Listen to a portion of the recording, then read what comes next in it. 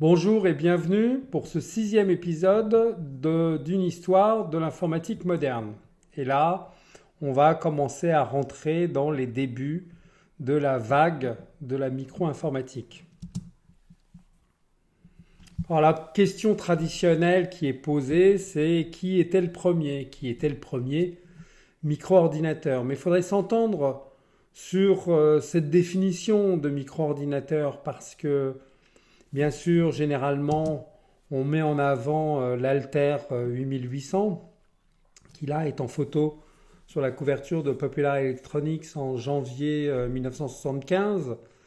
Et ça, c'est vu comme les débuts effectifs selon l'histoire officielle.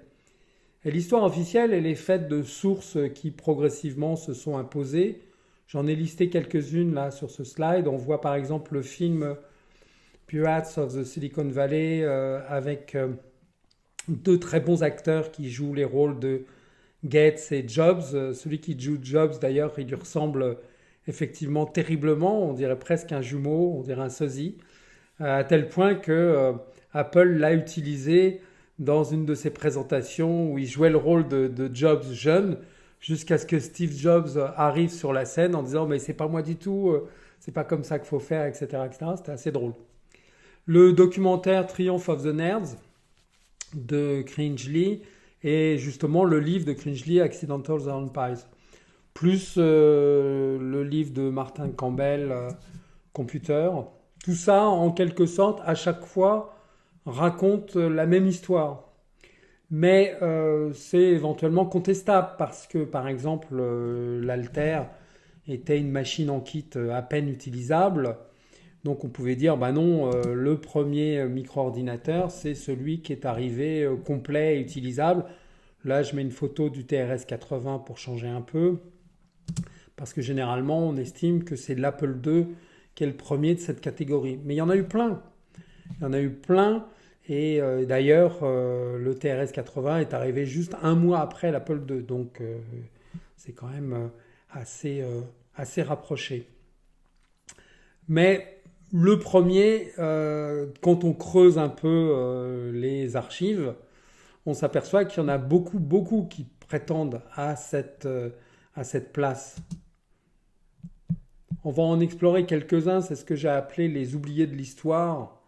Et en 1971, début 71, était vendue une machine qui s'appelait le Kenback One de John Blankenbaker, qui avait créé Kenback Corporation et qui vendait cet ordinateur en 71 pour 750 $, ce qui n'était pas rien quand même. Il n'y a que 50 machines qui ont été produites. C'était un ordinateur 8 bits qui n'utilisait pas de microprocesseur parce qu'en 71, les premiers microprocesseurs n'étaient pas encore disponibles et qui offraient que 256 bytes de mémoire. Donc je ne sais pas bien à quoi ça a servi. De toute façon, il y en a eu peu de diffusés.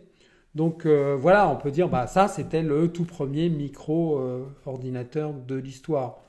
Mais c'est assez contestable. Alors,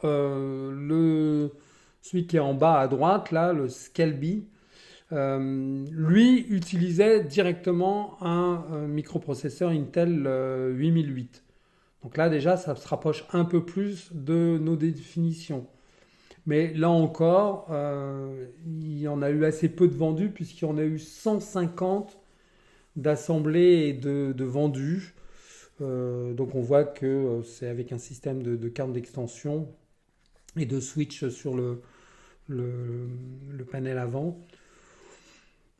Ça reste une espèce de note de bas de page de cette histoire. Et puis pour les Français, le tout premier micro-ordinateur de l'histoire, c'est le Micral.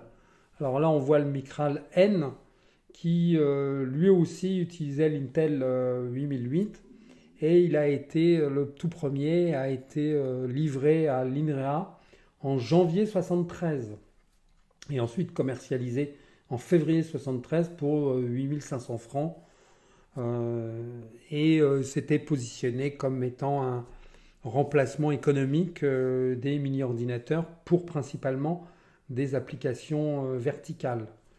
Et bon, alors, il y a eu en plus toute une famille de micro-ordinateurs qui ont suivi sous l'appellation Micral.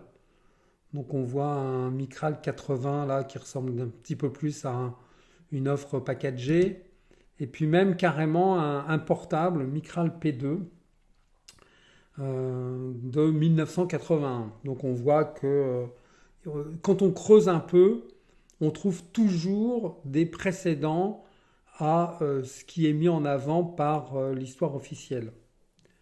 Ce qui ne veut pas dire d'ailleurs que l'histoire officielle ment ou est une présentation abusive uniquement américaine. C'est en gros plus ou moins parce que le reste du développement a donné raison à ceux qu'on a choisis comme étant les premiers. Parce que, faut bien le dire, même si le Micral était une machine intéressante et qu'elle s'est quand même diffusée, hein, l'ensemble des produits sous la gamme Micral avant d'être achetés par Bull ont été diffusés jusqu'à 90 000 exemplaires. Donc ça commence à être pas mal. Pour vous donner un ordre d'idée, par exemple, l'Alter 8008, il a été diffusé à 25 000 exemplaires. D'un autre côté, c'est déjà un miracle qu'il y en ait eu 25 000 de vendus et de diffusés parce qu'il fallait l'assembler à la main, il fallait souder les composants, c'était du délire. D'ailleurs, Cringely, il dit qu'il ne comprend pas comment ce truc-là a pu se vendre puisque la plupart des gens ne savaient pas souder et ceux qui savaient souder, de toute façon, ne savaient pas programmer. Et ceux qui savaient programmer ne savaient pas souder. Parce qu'évidemment, après, il fallait programmer le bazar, ce qui n'était pas évident en basculant simplement des clés sur le panneau avant. Donc, il est clair que là, on est en quelque sorte dans une espèce de préhistoire de cette histoire. C'est-à-dire le micro-ordinateur est une idée dans l'air, mais il n'a pas encore des produits complets, packagés, documentés et utilisables qui sont proposés. Mais ça arrive dès 1977 avec ce triptyque, ces trois offres, hein, le PET de Commodore, l'Apple II et puis le TRS-80, qui sont les premiers à avoir eu du succès. Et là encore, ça nous permet d'édicter une règle de plus dans notre histoire de l'informatique, c'est qu'il ne s'agit pas d'être le premier dans tel ou tel créneau. Des premiers, on en trouve plein, on en trouve des dizaines. Il s'agit d'être le premier à faire bien. Et ça, c'est une nuance importante et qu'il faut garder en tête. Alors de ces trois-là, le moins connu, c'est peut-être le PET ou TRS-80, ça dépend de ce que vous avez vu dans votre passé. Le PET de Commodore donc, a été diffusé principalement dans les milieux éducatifs, alors que le TRS-80 et l'Apple II, eux, étaient d'une diffusion beaucoup plus grand public. Le TRS-80 était diffusé qu'à travers le réseau de boutiques de Tandy Radio Shack, d'où le nom de ce micro-ordinateur. Alors, je ne vais pas vous raconter une fois de plus l'histoire des débuts d'Apple entre Jobs et Wozniak. C'est quelque chose de bien documenté, bien connu, et je trouve que c'est pas très intéressant de revenir dessus. Ceci dit, dans le succès d'Apple, qui était effectivement celui qui s'est distingué du trio des micro-ordinateurs qu'on a vu juste dans le slide précédent, il y a une caractéristique assez intéressante, c'est que l'Apple II était déjà un maverick, puisque à l'époque, les standards commençaient à s'identifier, et en gros, c'était un triptyque qui comprenait le Z80, le système d'exploitation CP/M, dont on parlera un peu plus loin, et le BASIC de Microsoft.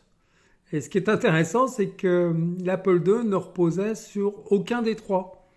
Le processeur était un 6502 et le BASIC et l'OS maison étaient le fruit du travail de Wozniak. Parce que dans cette histoire, le vrai génie, le concepteur de l'Apple II, celui à qui tout le mérite technique doit revenir, c'est Steve Wozniak. Alors bon, il est connu, mais c'est assez rare qu'on reconnaisse son mérite à l'échelle de celui de Steve Jobs. Alors, bon, il y a plusieurs raisons à ça. C'est que Woz a surtout été performant et en première ligne pour l'Apple II. Après, il est un petit peu rentré dans le rang. Et puis, clairement, il n'était pas aussi malin ou aussi retors que Steve Jobs. Et puis, le côté marketing du business l'intéressait simplement pas. C'est pour ça aussi que, en quelque sorte, il a disparu. Mais pour ses débuts, les débuts d'Apple, sans Woz, rien n'aurait existé. C'était un vrai génie sur le plan technique. La façon dont il a résolu le problème de l'interface avec les lecteurs de disquettes, la façon dont il a réduit le nombre de composants, la façon dont il a écrit le système d'exploitation et le basique, tout ça c'est lui. C'est incroyable. On va parler d'un autre génie aussi, méconnu, c'est Gary Kildall, l'auteur de CP/M, le premier système d'exploitation que je viens d'évoquer, le premier système d'exploitation largement répandu. Hein. Et c'est plus intéressant d'évoquer Gary Kildall, qui est une figure méconnue, plutôt que de raconter, là encore une fois de plus, les débuts de Microsoft, Bill Gates, Paul Allen, avec le basique pour l'alter de Ed Roberts chez MIT. Tout ça est bien documenté et c'est pas très intéressant de revenir là-dessus. Par contre, Gary Kildall, ça vaut le coup d'en parler. Tout a commencé en 74 pour Gary Kildall. Enfin, Gary Kildall était déjà un professionnel de l'informatique. Mais en 74, Intel lui a proposé un contrat pour développer un émulateur de son processeur 8080 qui venait de sortir et un compilateur PLM sur un deck PDP-10. Un émulateur donc. Mais Gary Kildall, pour faire ça, devait faire l'aller-retour depuis chez lui jusqu'aux locaux de Intel pour pouvoir travailler sur le PDP-10. Et donc, de façon à éviter de faire ces allers-retours, pouvoir faire le travail chez lui, il a utilisé un système d'Intel, Intelec 8, qui était un système assez rudimentaire pour faire les premiers pas de la programmation sur le 8080 que Intel diffusait à qui le demandait. Mais comme ce système était très rudimentaire, il a été obligé de développer les morceaux de système qui lui manquaient. En particulier une interface avec un lecteur de disquette Shugart qu'il avait obtenu en demandant à Shugart de lui passer un lecteur, et Shugart Associates à ce moment-là lui avait passé le lecteur qui avait servi au test d'endurance, qui avait plus de 10 000 heures, et il se disait bon, de toute façon celui-là il est foutu, on n'en veut plus, donc s'il arrive à faire quelque chose avec ça, bah tant mieux. Et donc c'est comme ça qu'il a développé tout un ensemble de bibliothèques système utiles qui est finalement devenu CP/M, presque par accident, et dont les commandes, qui ressemblent à celles d'MS-DOS, évidemment, puisque MS-DOS s'est inspiré de CP/M, étaient elles-mêmes dérivées du système TOPS 10 de DEC, sur lequel était basé justement, qui était le système d'exploitation du PDP-10. Kildall était un vrai génie de la programmation. D'ailleurs, comme tous ces pionniers de ces premiers temps, ceux qui ont eu du succès ou qui ont fait des choses remarquables, étaient des génies parce qu'ils arrivaient à faire beaucoup avec presque rien, avec très peu de mémoire, avec très peu d'outils. C'était incroyable quand on regarde la performance de ces types-là avec du recul. On peut être que pétri d'admiration. Donc, par exemple, il avait choisi de travailler sur un compilateur PLM parce que c'était un challenge. Il aurait très bien pu implémenter un basique comme le faisaient tous les autres, dont Allen et Gates pour MIT. Mais non, là, ça ne l'intéressait pas. Donc, quand finalement, en 75, fin 75, Intel renonce au projet pour lequel il avait missionné Gary Kildall, celui-ci est contacté par IMSAI, qui est un autre fabricant de micro-ordinateurs. Alors l'ImSize, c'est intéressant parce que c'est le premier micro-ordinateur compatible. Il ressemblait et il était directement dérivé des choix techniques faits pour l'Alter de MITS, qui était vendu en kit et qui, en 75, on considère que c'est lui qui a lancé la vague de la micro. On en a déjà parlé. Mais donc c'était le premier compatible parce qu'il reprenait le bus S100 de l'Alter. Mais ImSight très vite a compris qu'il fallait vendre son système déjà assemblé. Ils ont commencé en kit, puis après ils le vendaient déjà assemblé. Alors, des compatibles avec l'Alter, des micro-ordinateurs qui utilisaient le 8080 ou le Z80 et le bus S100, il y en a eu plein à la suite du succès de l'Alter. Des noms comme Chromenco par exemple. Mais là, je vous cite ImSight parce que ce sont eux qui véritablement ont transformé CPM en un produit commercial en le demandant à Kildall. Et de fil en aiguille, toutes les machines basées sur le 80 ou le Z80 qui voulaient pouvoir raccorder un lecteur de disquette avaient besoin de CPM et donc passaient par Kildall qui à chaque fois faisait l'adaptation pour les choix techniques spécifiques de cette machine. Et très vite, Kildall a eu l'idée de mettre justement cette interface matérielle dans un BIOS. C'est lui l'inventeur de cette notion de BIOS, de façon à impacter le moins possible les couches système supérieures de son CPM. Et donc, 6 ans après l'ImSight, CPM tournait sur 500 000 machines. Bon, c'est une estimation, mais c'est quand même remarquable. Et donc, évidemment, très vite, Kildall en a fait un vrai business avec son épouse. Et ils ont créé une boîte qui s'appelait Digital Research. En vérité, au début, ça s'appelait Galactical Digital Research. C'était bien dans l'esprit du moment.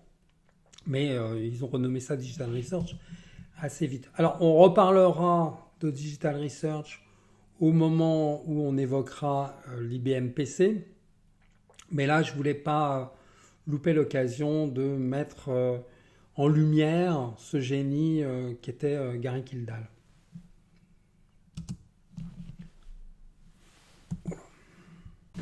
Alors, pendant cette période, pendant la première vague de la micro-informatique, est apparue une notion importante pour la suite. C'est la notion de killer app et c'est VisiCalc qui incarnait cette notion. Alors c'est quoi cette notion de killer app? Qu'est-ce que ça veut dire? Ça veut dire que y a une application qui est tellement importante, tellement appréciée, qui a tellement de succès qu'elle justifie à elle toute seule l'achat du micro-ordinateur. Et dans le cas de VisiCalc, c'était le tout premier tableur. Et là, vraiment, on peut dire que c'était le tout premier. On peut faire des recherches, on n'en trouve pas avant. On trouve des programmes analytiques, des programmes financiers sur mainframe, etc. Mais rien de comparable avec un tableur. Je n'ai pas besoin de vous expliquer le principe de fonctionnement d'un tableur avec un tableau de cellules connectées entre elles, etc. Mais là, c'est tout à fait intéressant de voir que les gens achetaient un Apple II de plus de $2000 pour faire tourner une application qui, elle, ne coûtait que $100. Donc, c'est tout à fait remarquable. Et c'est la toute première qui a été développée par Dan Bricklin et Bob Frankston. Bricklin était le concepteur, Frankston était le programmeur. Et ça a été diffusé par Dan Filstra qui, à l'occasion, a créé VisiSoft. Donc, c'est cette application qui, historiquement, est la toute première à avoir mérité le nom de Killer App. C'est pas la seule parce que à la même époque, il y avait WordStar, qui était un traitement de texte qui a eu un certain succès, qui est apparu un peu plus tard que VisiCalc, mais quand même. Alors, WordStar, par contre, c'était pas le tout premier traitement de texte. C'était un des premiers traitements de texte sur micro-ordinateur. Avant lui, il y a eu Electric Pencil, mais qui a été moins connu. Mais des traitements de texte, il y en avait déjà dans le monde de l'informatique. IBM et Wang, par exemple, en commercialisaient sur leur système. Wang s'en était même fait une spécialité sur ses mini-ordinateurs. Donc WordStar a eu quand même moins d'importance que VisiCalc et était moins une nouveauté que ce dernier. Pour en revenir à VisiCalc, dans les 12 premiers mois de sa disponibilité, il était disponible que sur Apple II. Alors il avait aussi des défauts qui étaient les défauts de l'Apple II, c'est-à-dire que la visualisation c'était seulement sur 40 colonnes, le clavier ne permettait d'écrire qu'en majuscules, les touches de déplacement n'existaient pas, etc., etc. Mais bon, tout ça c'est caractéristique des débuts de la micro aussi. Et John Markoff, un journaliste du New York Times, a écrit que finalement, avec VisiCalc, l'achat des machines devenait un accessoire de VisiCalc. C'est-à-dire que c'était pour faire tourner VisiCalc. Je l'ai déjà dit, j'insiste, parce que c'était vraiment une nouveauté extraordinaire qui a surpris vraiment beaucoup de monde, cette notion de killer app. Et on estime qu'en 1979, plus de 25% des machines qui étaient vendues spécifiquement pour faire tourner VisiCalc. Alors un peu plus tard, une autre killer app, ça a été Lotus 1.2.3 qui a participé à la large diffusion de l'IBM PC, on y reviendra. Mais des killer apps, on en a eu plusieurs tout au long de notre histoire. Et des fois, c'est pour des plateformes. Par exemple, Netscape Navigator en 1995, c'est l'application qui a participé très largement à faire connaître le web, tout simplement. Et c'est pas rien. Plus tard, les applications de type Uber ont participé à la généralisation du smartphone. Et là aussi, on a considéré que c'était des exemples de killer apps. Finissons cet épisode par une sorte de récapitulation des différentes phases de la vague de la micro-informatique. Alors en 1973, on peut considérer que c'est la préhistoire avec les machines qui ont précédé, donc on reconnaît le Micral par exemple là-dessus, qui ont précédé les débuts officiels en quelque sorte, constituent pour à 1975 où là on a les machines en kit telles que l'Altair, l'EMSI, etc. qu'on a déjà évoquées.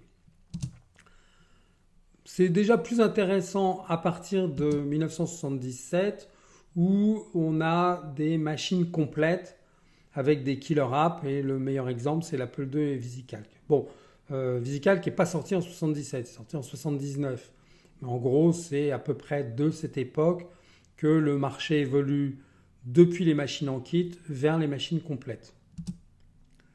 En 81, nouvelle date importante avec le lancement de l'IBM PC. Et là, c'est IBM qui rentre dans la course.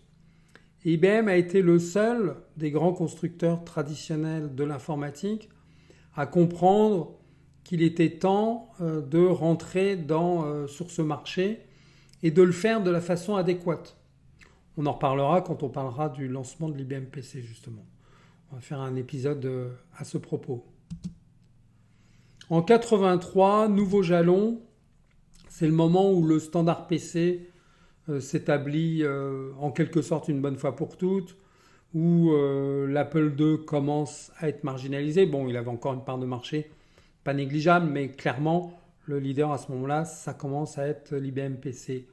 Et également avec ses propres killer apps, comme Lotus 1.2.3 qu'on a déjà évoqué, des machines compatibles, comme là on voit le Compaq portable, qui a été la première machine de Compaq, et également la notion de portable qui commence à ce moment-là. Dernier jalon de la vague de la micro, c'est 1990. Là on fait un saut un petit peu plus éloigné dans le futur. Et ce dernier jalon, c'est Windows 3 qui l'impose, qui est le nouveau standard qui remplace le standard précédent. standard précédent, c'était MS-DOS, tout simplement. Et là, avec Windows 3, on a une version de Windows qui commence à être raisonnable, qui commence à être acceptable et qui commence à imposer la notion d'interface graphique. C'est véritablement avec Windows 3, bien sûr, le Mac était disponible depuis 6 ans. Et le Mac a été le Macintosh d'Apple, a été celui qui a diffusé, qui a acculturé le marché, en quelque sorte, à la notion d'interface graphique. Mais la diffusion massive, c'est à travers Microsoft Windows, ça c'est incontestable. Et les versions précédentes ne comptent pas beaucoup, mais à partir de 90, arrive Windows 3, c'est un nouveau standard qui se met en place et qui va renouveler assez largement le marché, qui va rebattre les cartes, principalement en faveur de Microsoft d'ailleurs, mais on en parlera dans un prochain épisode. Voilà, c'est tout pour cet épisode 6. Merci pour votre attention et à très bientôt.